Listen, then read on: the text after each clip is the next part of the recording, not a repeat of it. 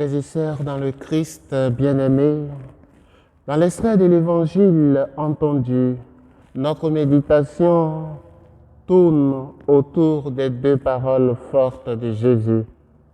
La première, je suis venu apporter un feu sur la terre. La seconde, pensez-vous que je sois venu apporter la paix sur la terre? Non, je vous le dis, mais bien plutôt la division. Si la première parole peut se comprendre ou être admise plus ou moins aisément, la seconde paraît paradoxale, eu égard à la personne de Jésus qui parle et à tout le mystère qui l'entoure. En effet, qu'il vous souvienne, les récits de l'Annonciation et de la naissance de notre Seigneur Jésus l'ont annoncé et présenté en tant que l'Emmanuel, Dieu avec nous, le Prince de la paix, merveilleux conseiller. Le chant des anges avait même retenti comme suit: Gloire à Dieu, paix sur la terre aux hommes qui l'aiment. Aux différentes apparitions du ressuscité, ses premières paroles étaient toujours celles du don de la paix. La paix soit avec vous. Le psalmiste va jusqu'à dire dans le psaume de ce jour que le Seigneur s'est penché vers lui pour entendre son cri, lui fait reprendre pied sur le roc et a raffermi ses pas. Comment se fait-il alors qu'au lieu de paix, il est question de division? Tel est le point du paradoxe. Frères et sœurs, il faut le dire en vérité, il ne saurait y avoir de paradoxe, car l'Évangile est un et le Seigneur ne se dédie pas. Ce qu'il faut alors comprendre et que le Seigneur veut nous enseigner à travers cette parole est que la paix véritable est le fruit d'une lutte intérieure et extérieure.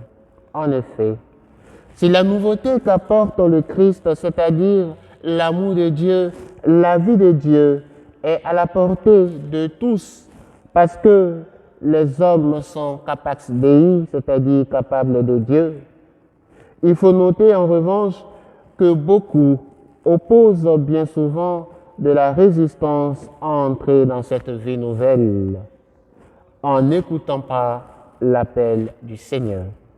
De la sorte, il naît une division, une séparation entre ces derniers et ceux qui au contraire écoutent la voix du Seigneur et le suivent.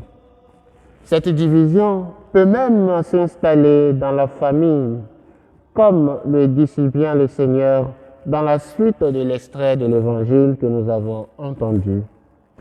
Ce qui est en jeu, ce n'est pas le lien sanguin, mais la foi. De fait, si nous ne partageons pas la foi au Christ, nous pouvons beau être consanguins, nous nous diviserons. En tant que tel, ce n'est pas le Christ lui-même qui sème la division, comme tente de le faire à chaque fois le malin, partout où il y a l'unité et la paix au nom du Seigneur Jésus. Mais il devient l'objet de cette division, c'est-à-dire le signe de contradiction entre les hommes.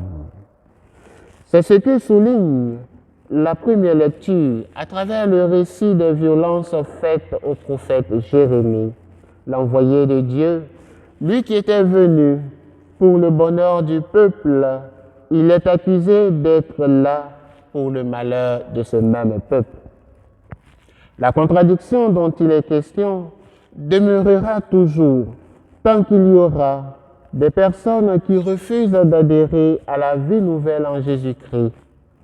En effet, à la naissance, pendant que les bergers et les mages étaient dans la joie à cause de l'enfant Jésus qui venait de naître, Hérode était en ébullition et craignait la perte de son trône.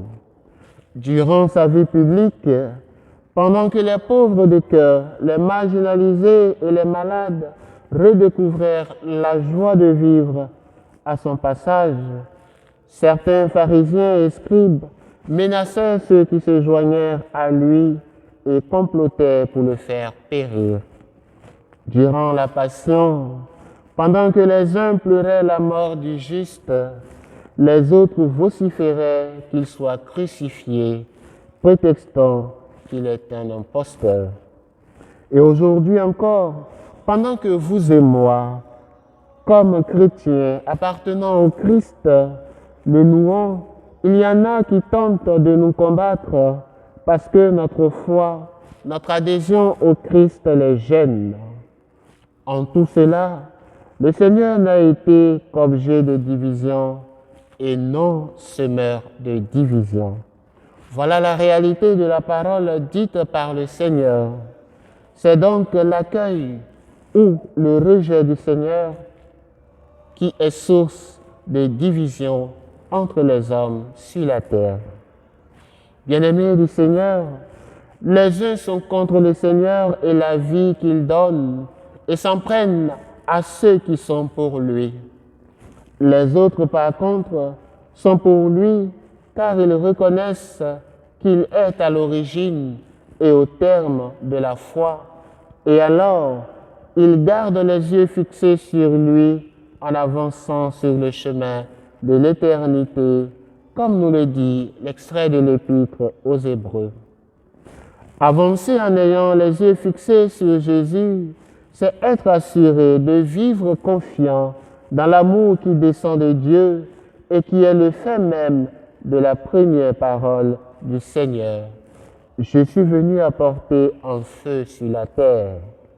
En fait, le feu dont parle le Christ, c'est le feu de l'amour, le don de l'Esprit Saint qui dissipe la haine et procure les biens que l'œil ne peut voir.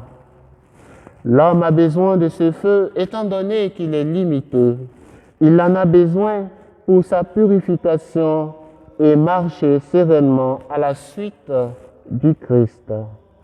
Alors, frères et sœurs, quoi qu'il arrive, il faut continuer à écouter la voix du Seigneur, lui le bon pasteur.